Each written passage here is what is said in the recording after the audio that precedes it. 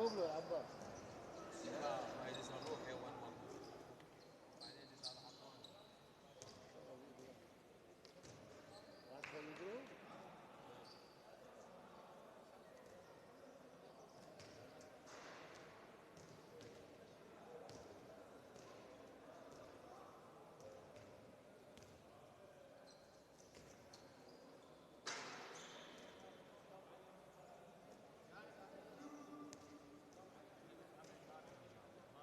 لا لا، عندي مشكلة تطلع. يطلع.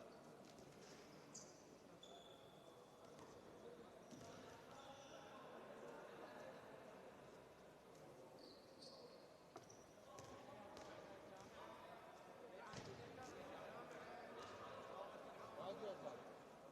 قصدك اليوم ما يحب يمارسون ها؟ حيلين. على برواز. هم يسمون.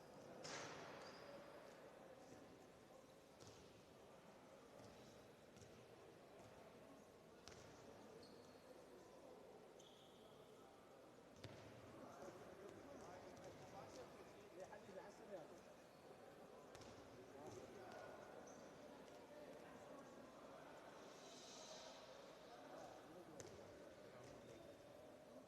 صارت المشكلة فين؟ المدرب المدرب مالهم المدرب بلدية صوت واطي.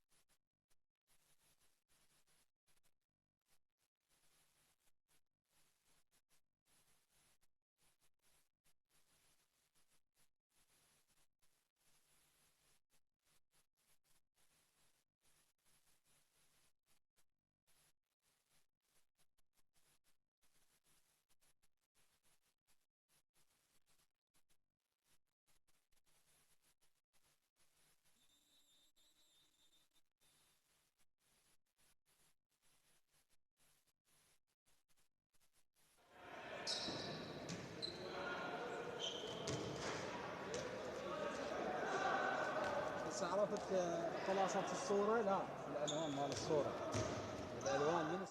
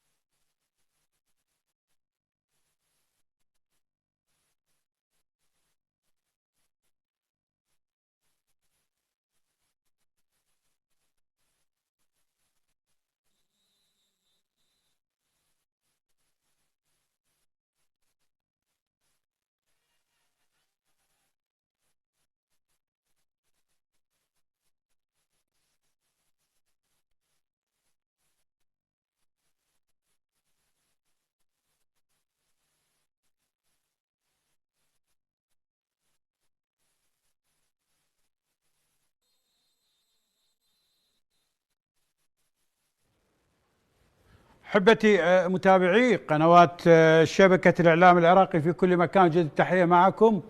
ويسرني أن أنقل لكم الشوط الثاني لمباراة بين الكوفة وبلدية البصرة، طبعا لحساب الجولة التاسعة المرحلة الثانية من دوري النخبة العراقي لكرة اليد موسم 24-25.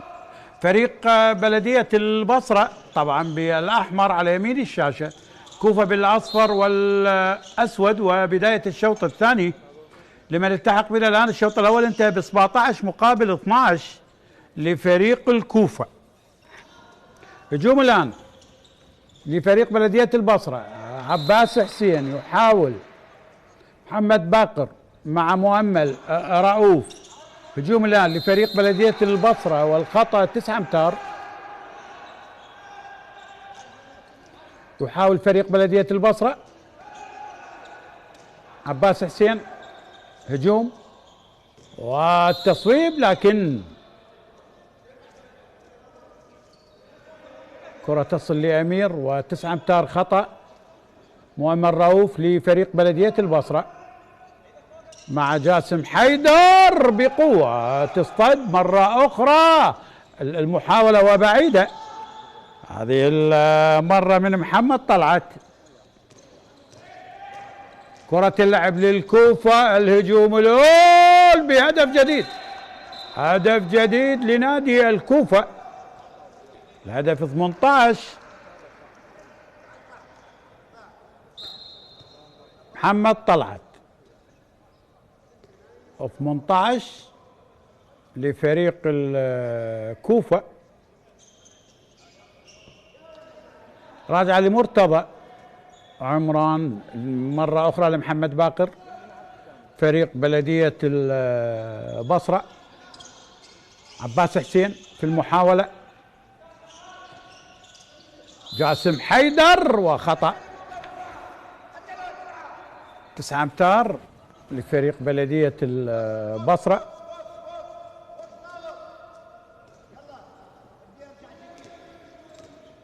مؤمل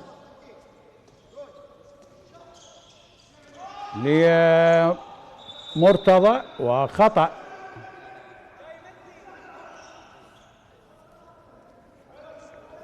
هذا مؤمل رؤوف. راجع لمحمد باقر فريق بالبلدية وخطأ 9 أمتار لفريق بلدية البصرة. مؤمل رؤوف مع مرتضى، التصويب وكرة تعود لفريق الكوفة. القطع الآن، فاست بريك سريع جدا وهدف جديد، هدف 13 لبلدية البصرة.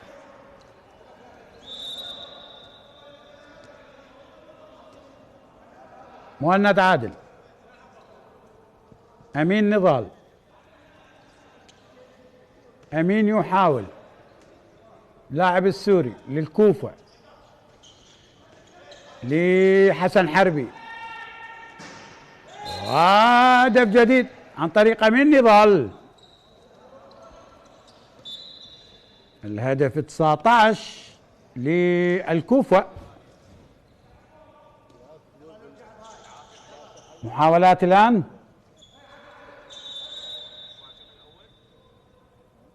الخطأ، دقيقتين لعلي فارس لاعب فريق الكوفة.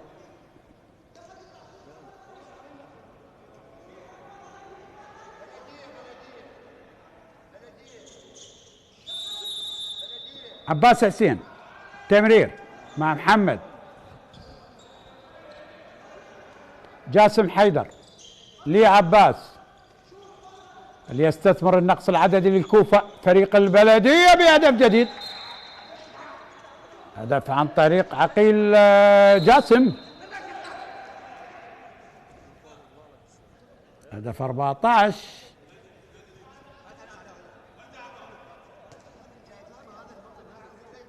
مهند عادل كوفة. فارق ال5 أهداف لغاية الآن. وضعية الفريقين طبعا الكوفة 10 الترتيب، وهدف رائع عن طريق مهند عادل، هدف جديد، هدف ال20 لفريق الكوفة. 19 نقطة للكوفة، مركز 10،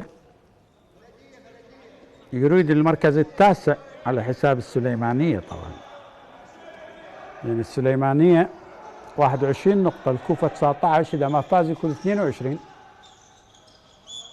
لكن بلدية البصرة يؤدي مباراة جيدة لغاية الآن. محمد باقر، عباس حسين، محاولة ضاعت الآن.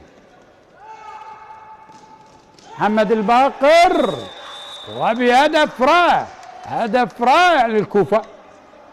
استثمر طبعا غياب الحارس، وبالهدف 21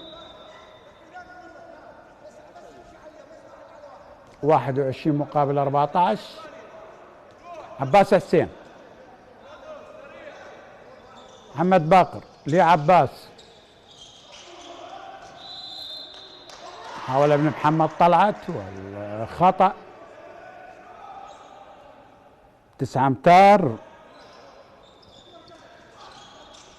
مؤمل والتصدي من الحارس.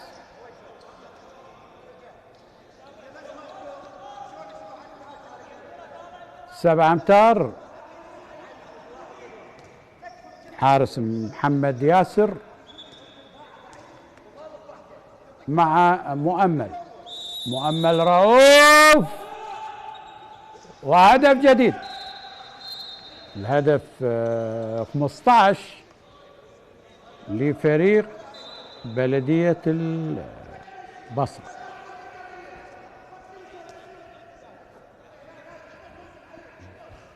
واحد 21-15،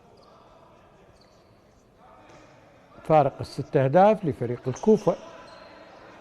علي فارس، عملية الإعداد الهجومي لمهند لعلي، والخطأ. 9 أمتار للكوفة. مهند عادل، التمرير راجع لمهند، اوه بهدف جديد، هدف 22 وعلى بعد 22 دقيقة من النهاية. الهدف 22 وعلى بعد 22 دقيقة على نهاية اللقاء.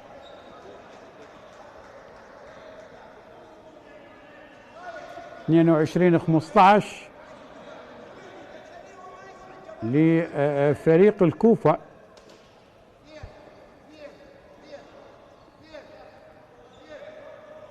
مؤمل رؤوف،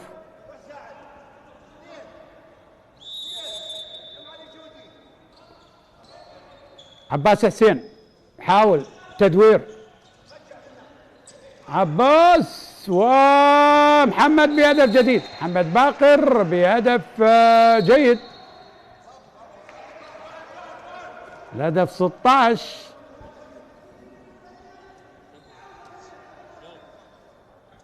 علي حسنين يشترك بالفانيلة 88، هذا علي حسنين. كوفة والخطأ،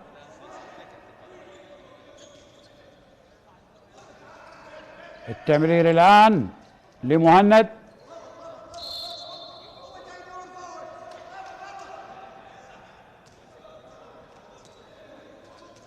مهند عادل، تمرير بهدف جديد للكوفة،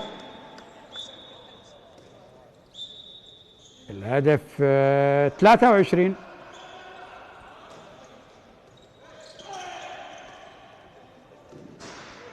محمد يحاول من القائم،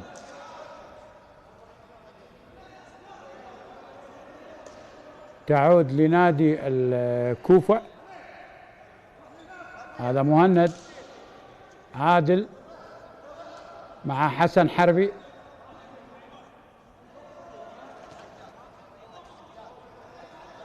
23-16.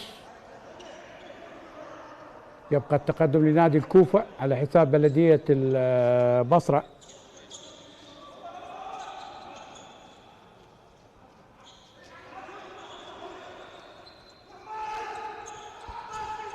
رضا محسن تمريرة والخطأ. مهند مع حسن حربي.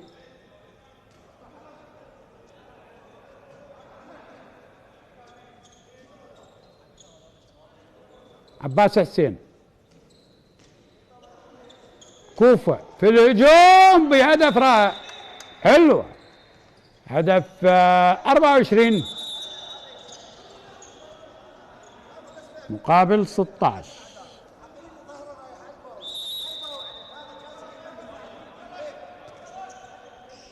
عباس حسين. مرتضى.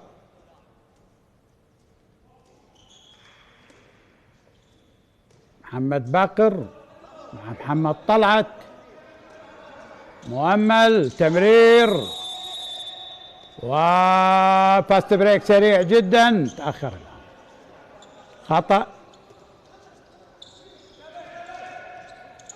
عملية التمرير والمحاولة عن طريق محمد فاضل والخطأ. عادت الكرة لبلدية البصرة.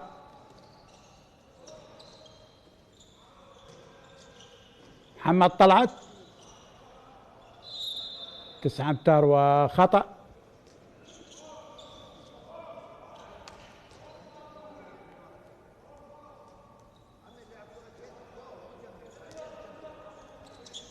عباس حسين. عادت الكرة. أمير خالد.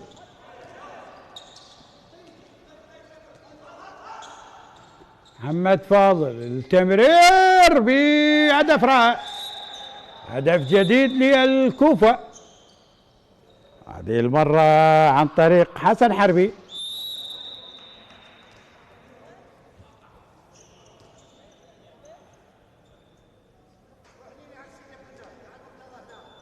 مرتضى. محمد محسن.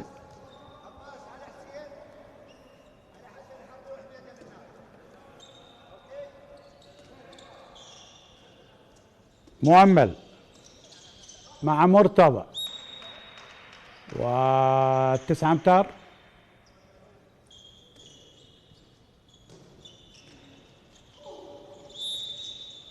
حاول عباس والخطأ.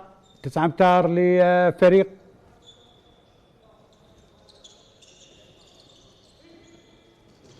وهدف جديد عن طريق عباس حسين.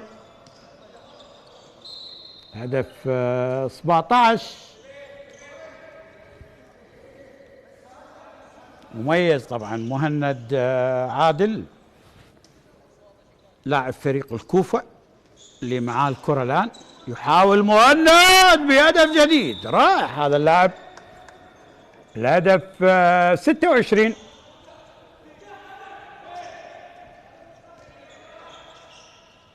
اتسع الفارق وهدف رائع طبعا لمؤمل رؤوف.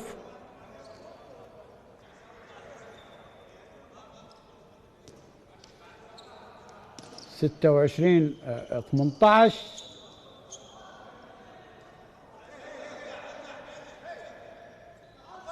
حاول يلعب الكرة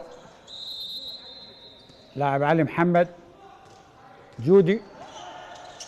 حسن حربي وهدف جديد. هدف جديد للكوفة. هدف 27 ويرد لكن الحارس أمير.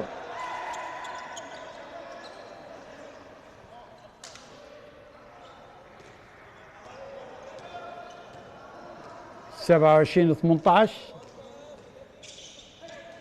تقدم للكوفة والخطأ. 9 أمتار. حسن حربي، خطأ 9 أمتار للكوفة.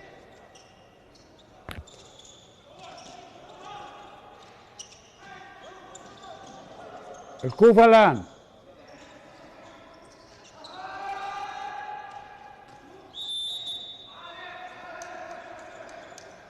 تسعة أمتار، محاولة وهدف جديد،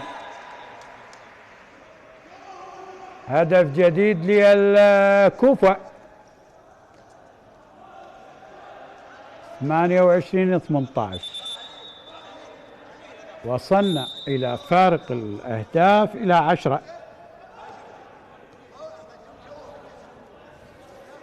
حاول فريق بلدية البصرة أن يقلص الفارق، لكن كوفة فريق جيد.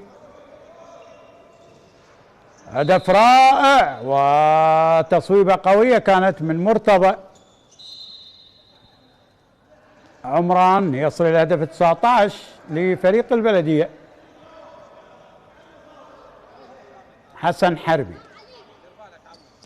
مع محمد فاضل، حاول حسن، تعود من الحارس محمد باقر، محاولة تعود للكوفة، ارتداد سريع جدا، حربي بهدف جديد. حسن حربي بالهدف 29 مقابل 19، يبقى الفارق 10 أهداف.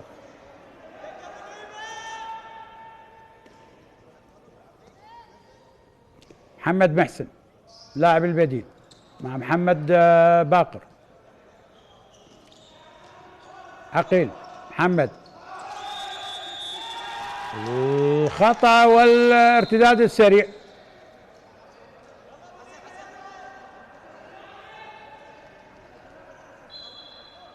يحاول فريق الكوفة عن طريق حسن حربي،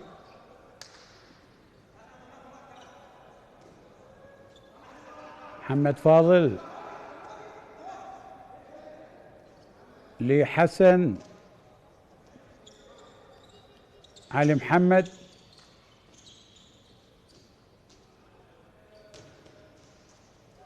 المحاولة لكن الحارس رضا، التمرير ومحمد طلعت بهدف جديد. 29 مقابل 20.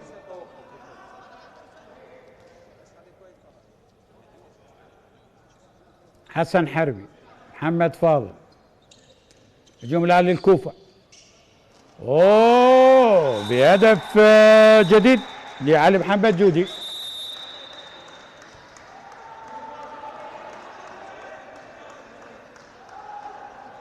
الهدف 30 مقابل 20.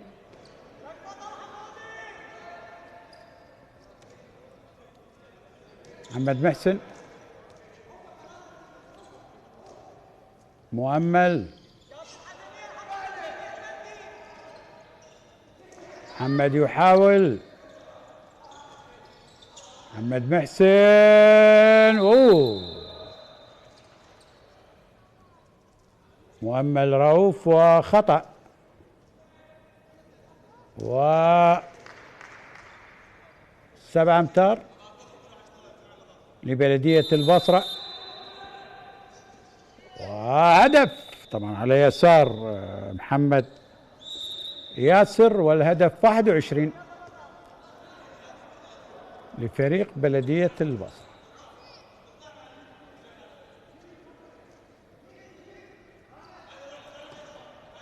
حسن حربي، مر بالقائم، ضاعت، و مؤمل الله بهدف جديد. عن طريق مؤمل رؤوف. الهدف 22 وعلى بعد طبعا 10 دقائق من النهاية.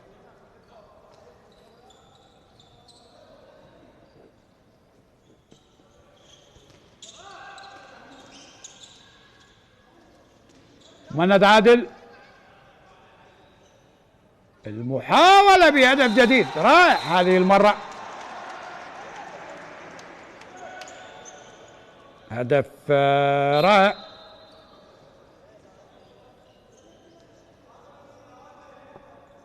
كان لمحمد الباقر أحمد.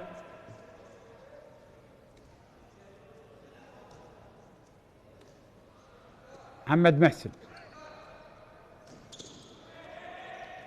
محمد باقر، مرتضى، الله حلوة، هدف جديد عن طريق مؤمل. 31 مقابل 23. يبقى التقدم لنادي الكوفة.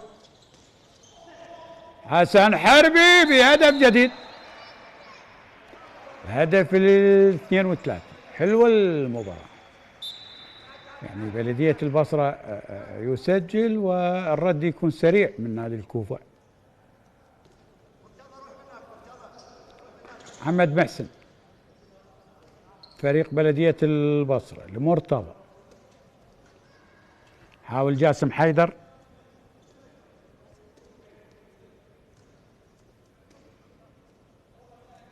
مؤمل، محاولة التصويب والخطأ. 9 أمتار لفريق بلدية البصرة. راجع الآن جاسم حيدر في المحاولات لمحمد محسن، محاولة دفاع قوي جدا وضاعت هذه المرة، ضاعت من محمد طلعت. حسن حربي في الهجوم، محمد فاضل حاول التمرير مع كرار خالد في الجهة البعيدة، لاعب الزاوية للكوفة.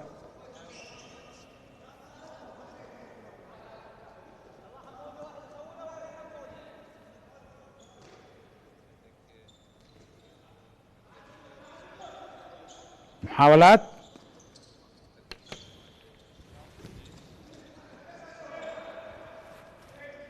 هجوم الآن، ارتداد وهدف جديد رائع عن طريق هداف الفريق مؤمل رؤوف لفريق بلدية البصرة. 32 مقابل 24. قلص الفارق إلى 8.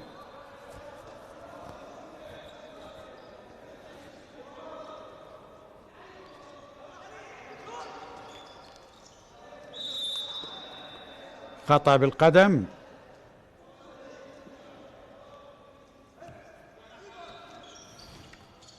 مهند، تبرير بهدف جديد لعلي محمد جودي.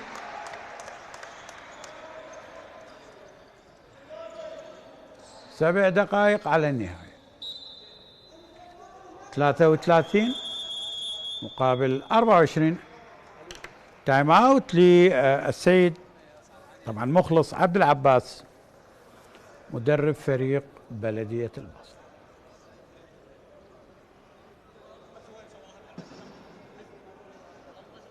- 33 مقابل 24. فارق ال9 أهداف طبعا لفريق الكوفة، والكوفة يريد أن يترك المركز العاشر ويصل إلى التاسع، لأن 19 نقطة يصل إلى النقطة 22 يكون بدلا عن السليماني، ولكن في الصدارة يبقى الصراع قوي جدا. حشد ب60 نقطة، الكرخ ب60 نقطة، كرخ ثانيا بفارق المواجهات، الشرطة ثالثا طبعا ب57، ديالى رابعا ب50، بعد ذلك الجيش خامسا 46، نفط البصرة 37، كربلاء 36، الفتوة 23، السليمانية 21.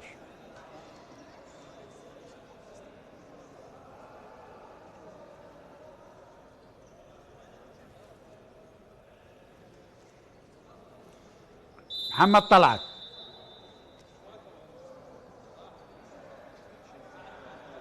بلدية البصرة، حاول المؤمل مع محمد محسن، التمرير لمرتضى عمران، مرتضى صوب بهدف جديد، هدف 25 لبلدية البصرة. حسن حربي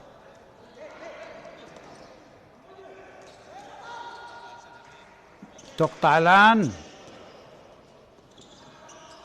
عباس حسين، التمريرة بهدف جديد، هدف لفريق بلدية البصرة عن طريق محمد محسن. 33 26.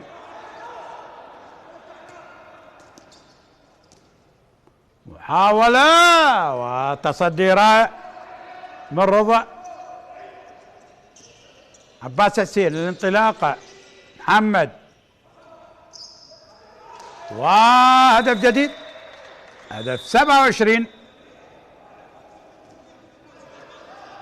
لبلدية البصرة.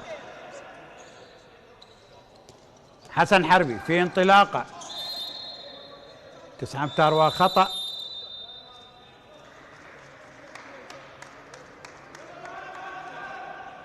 وقت مستقطع طلب الدكتور طبعا حيدر تشلو مدرب الكوفة.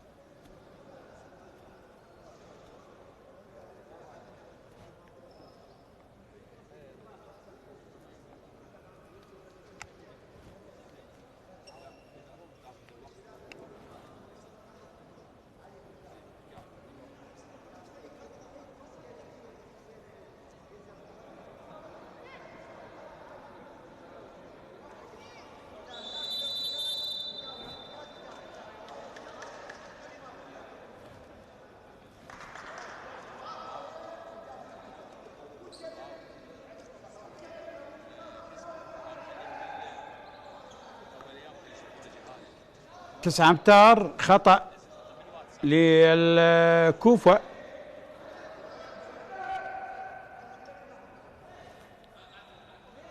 عودة أمين نضال محترف السوري،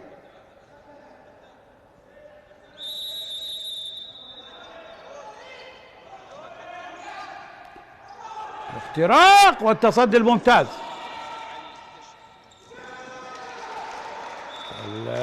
المحاولة وهدف،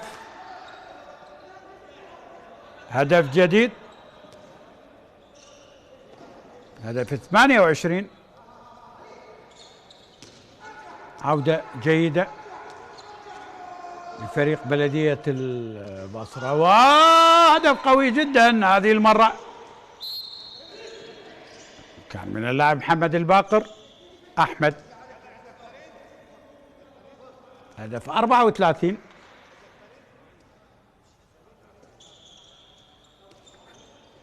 محمد محسن، محاولة لفريق بلدية البصرة،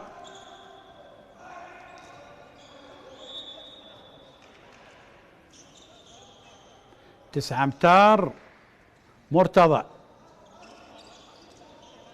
محمد محسن، وهدف جديد، هدف 29 على بعد 4 دقائق من النهاية. 34 مقابل 29. قد تقدم لفريق الكوفة وبهدف جديد لمهند عادل. هدف 35. عباس حسين عملية الإعداد.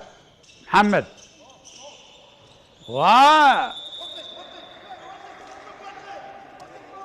الخطأ 7 أمتار لمؤمل بهدف جديد.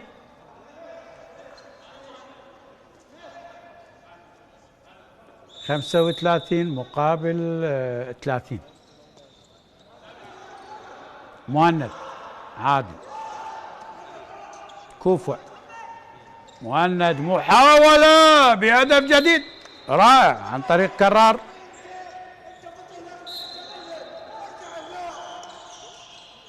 ستة 36 مقابل 30. وتايم اوت.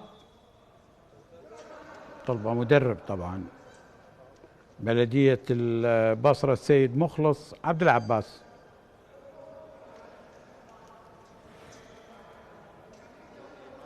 تقدم للكوفة على حساب طبعا بلدية 36 مقابل 30. فارق ال6 أهداف لنادي الكوفة.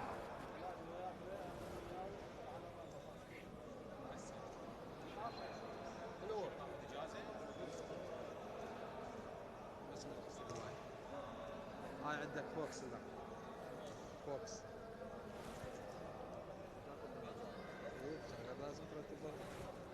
تواصل معكم طبعا قنوات شبكة الإعلام العراقي بنقل مباريات دوري النخبة العراقي بكرة اليد موسم 24-25، بالإضافة إلى قنوات الشبكة اللي تنقل الدوريات الأخرى. لدينا طبعا دوري نجوم العراق بكرة القدم، عندنا الدوري العراقي لكرة السلة، الدوري العراقي لكرة الطائرة، فعاليات أخرى، دوري والبطولات لتنس كرة القدم. جميع هذه المباريات والبطولات على قنوات شبكة الإعلام العراقي. حسن حربي، الانطلاقة هذه المرة من محمد الباقر، قاطع مؤمل بهدف جديد. الهدف 31.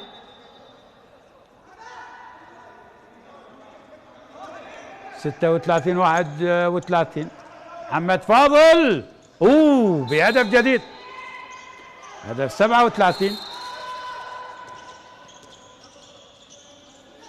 مرتضى محمد محسن 9 أمتار وخطأ لبلدية البصرة.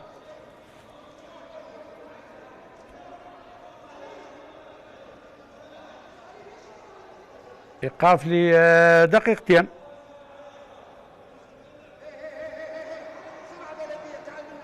لأمين النضال اللاعب السوري.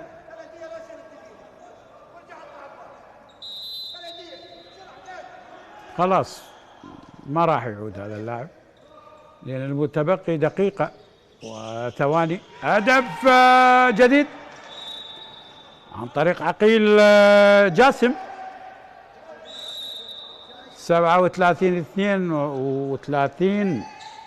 العودة صعبة لفريق البلدية، بلدية البصرة. انطلاقة من محمد بهدف جديد لمحمد فاضل.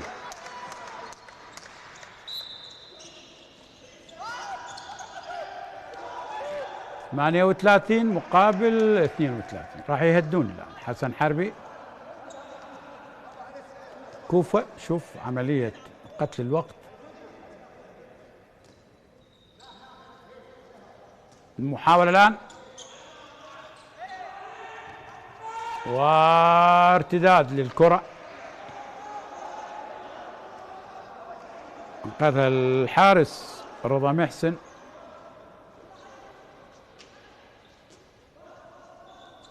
كوفة محمد فاضل، الخطأ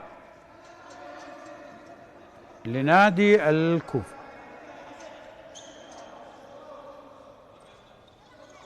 حسن حربي تحضير وبعيدة، كانت من اللاعب محمد فاضل. 38 مقابل 32.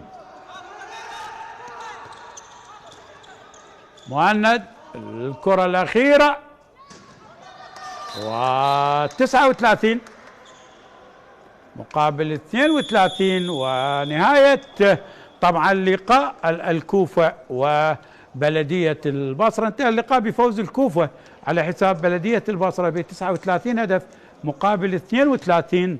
مبروك لنادي الكوفة، هارد لك لفريق بلدية البصرة. التقيكم مباريات قادمة. السلام عليكم ورحمة الله وبركاته.